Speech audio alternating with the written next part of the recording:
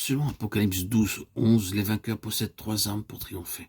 Le sang de l'agneau. Premièrement, par le sang versé de Christ, la vie naturelle est répandue.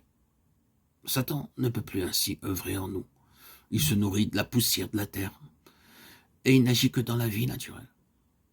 Deuxièmement, le sang de Christ est vainqueur des attaques de Satan.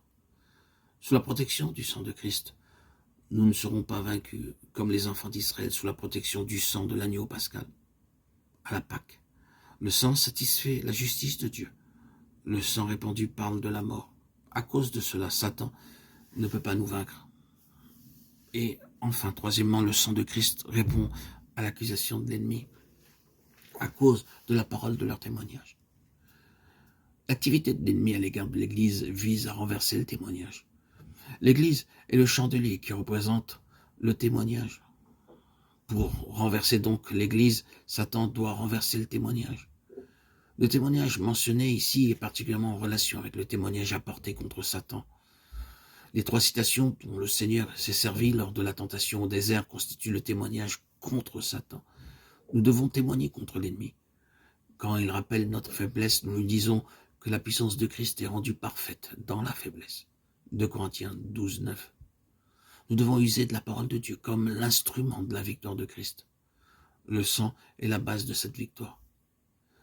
La parole du témoignage, c'est se servir de la parole de Dieu pour manifester la victoire de Christ. Ils n'ont pas aimé leur vie jusqu'à craindre la mort.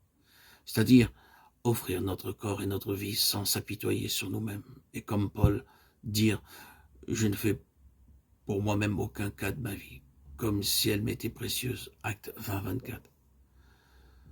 Nous remporterons la victoire si nous nous confions dans le sang en déclarant hardiment la parole du témoignage et en maintenant une attitude sans crainte face à la mort.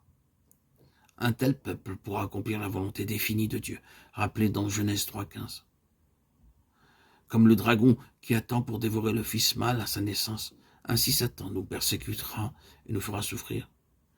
Ces persécutions et ces souffrances contribuent à faire de nous le fils mâle qui sera le premier enlevé. Le premier enlèvement n'est pas seulement une bénédiction, il entraîne aussi une responsabilité. Tous ceux qui laissent du terrain à Satan dans leur cœur seront persécutés par le dragon durant la grande tribulation. Ceux dans le cœur desquels l'ennemi n'a pas où poser ses pieds écraseront bientôt la tête du dragon. Romains 16, 20. Parce que le serpent a causé du tort à la femme, Dieu se sert de sa postérité pour défaire le serpent. Dieu n'intervient pas directement pour défaire le serpent, mais il appelle les vainqueurs pour ce grand dessein. Puissions-nous être parmi les rangs des vainqueurs. Amen.